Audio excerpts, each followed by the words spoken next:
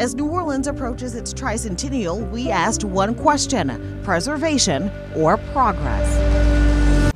Preservation. Both. Both. Progress. Preservation. Preservation. Preservation. Preservation. Progress. I think it's about preservation. Progress. I'd say. For sure. Preservation. Progress. Preservation. Progress.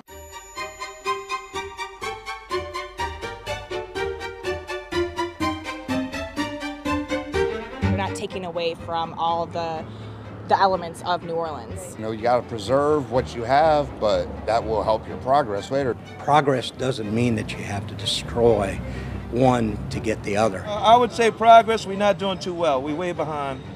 Areas of the city that flooded during Katrina, we still have some of them neighborhoods down there that haven't been touched. It's all preservation. It's all preservation. It's some progress. To me, it's showing other people how to see a lovely way of living. 300 years.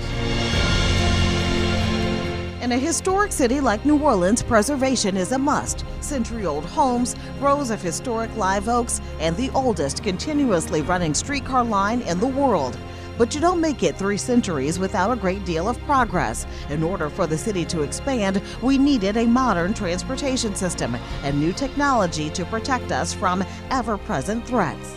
Even our cultural heritage pushed the sound of American music in new directions, with innovators who combined the blues with African and classical music and forged it into a brand new art form.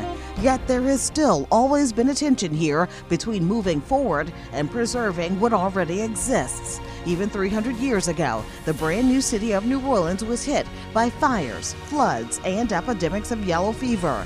Some suggested that French leaders might make more progress by settling in a less precarious place. But it was the very urge to preserve life here on this bend of the Mississippi River that led us to this, our tricentennial year.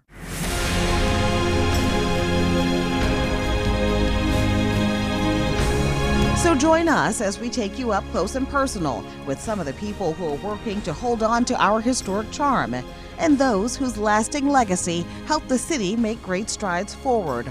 Preservation and progress. It is an issue we are constantly confronted with as New Orleans makes 300.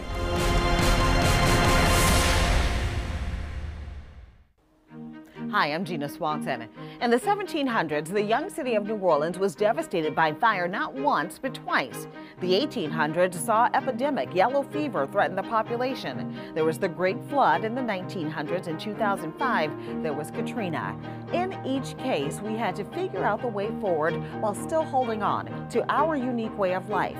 It is a conversation that's still playing out today on every level, even when it comes to our most iconic art form.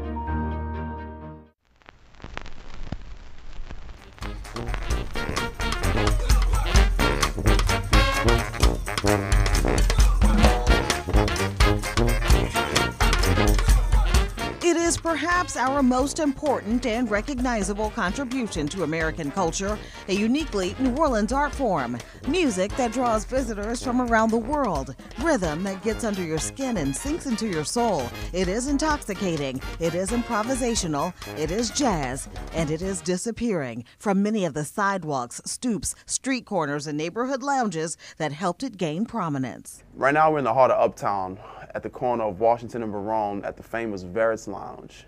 Calvin Johnson Jr. is a local musician whose band had a standing appointment at Verrett's Lounge every week. My band Chapter Soul used to play here every week, every Thursday night.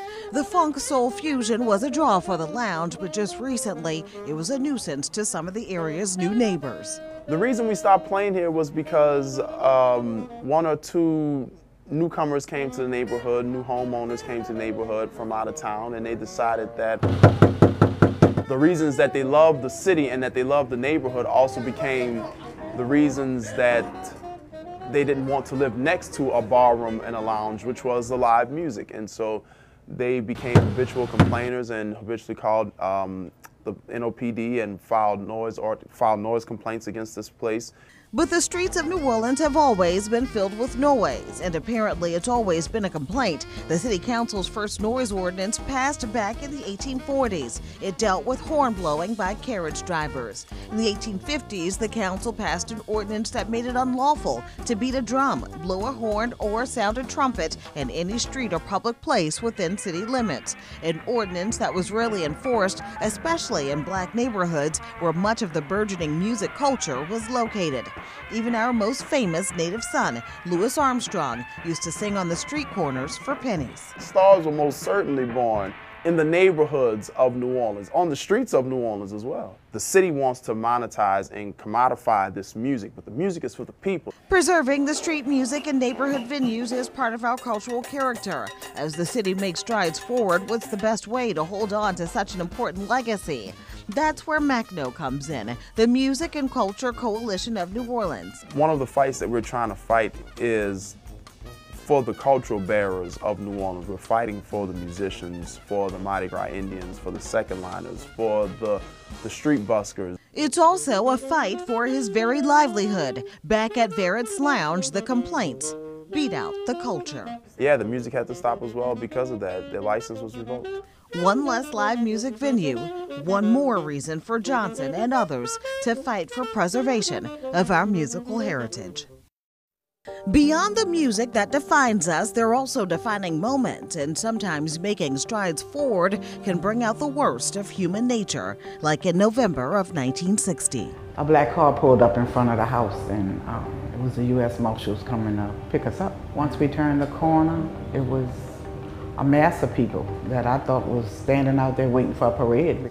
But there was no fanfare. This was not a welcome committee, but just the opposite. An angry mob had lined the street on St. Claude Avenue to let 6-year-olds Leona Tate, Tessie Prevost, and Gail Etienne know exactly how unwelcome they were in the city's public schools. You know, the crowd would be out there, you know, with the screaming, but once we got in the building, it was like we toned that out. The three had integrated McDonough 19 Elementary School in the lower 9th Ward. On the same day across the canal, Little Ruby Bridges integrated William Frantz School.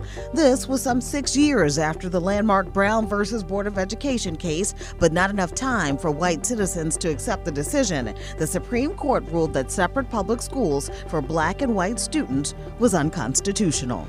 When did you first begin to think about Leona going to school at McDonough?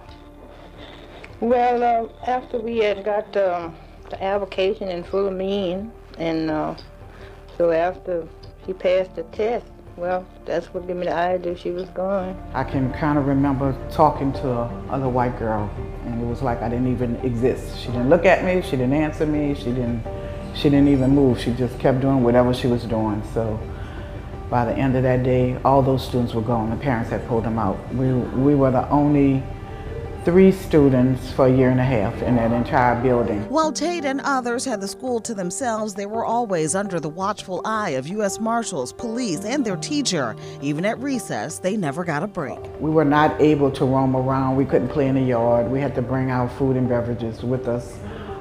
We couldn't see out of the windows. By the fall of 2nd grade for Tate, McDonough 19's enrollment had increased by 25 students. But there was only 2 white students, so McDonough 19 had become predominantly black. So the rule was to keep us in a white school. So we were transferred to, in 3rd grade, we were transferred to Sims. We really experienced integration there because we didn't have the U.S. Marshals anymore. We didn't have the police protection. And it was a hostile environment. It just was terrible. You know, didn't want to touch us because they said it would rub off, you know, little crazy things like that. But you know, as a child, you know, it hurts. The bitterness, the hatred, and animosity was an experience that Tate didn't talk about for a while. It got overwhelming at a point in our childhood life. Even today, Tate says when she passes by the school building or stands on the steps, she can still hear the voices, the chants of the angry mob directed at her.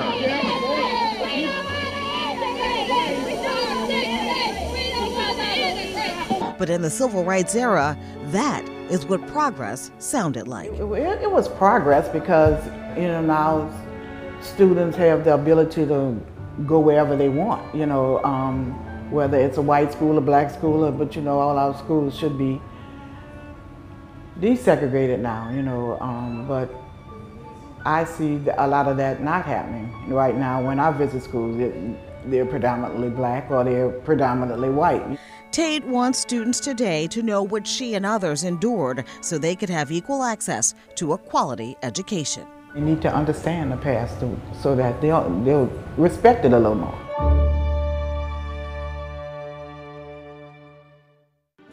WDSU's Tricentennial Celebration, Making 300, Progress and Preservation, is sponsored by the Historic New Orleans Collection, preserving the history and culture of Louisiana for over 50 years. And Xavier University of Louisiana, helping students leave ready since 1925.